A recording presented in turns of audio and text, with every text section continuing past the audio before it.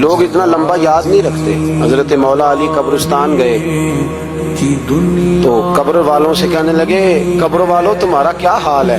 تو ایک مردہ قبر کے اندر سے بول کے کہنے لگا علی کفن پھٹ گیا ہے، ہڈیاں چور چور ہیں، مال تو پتہ نہیں کہاں رہ گیا پر حساب دینا پڑ رہا ہے.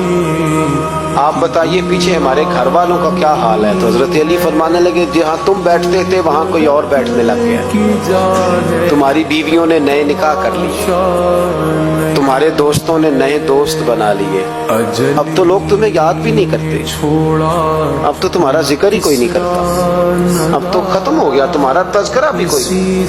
تذکرہ اسی کا رہے گا جس نے رب کو یاد کیا اور پھر رب نے اس کا چرچا کیا، اس کا تذکرہ رہے. اپنے آپ کو ایک موقع پر بھی کبھی متکبر نہ ہونے دے. عاجزی حسن ہے زندگی کا. خزانہ آئے تو قارون نہ بنے، محل بنائے تو شداد نہ بنے.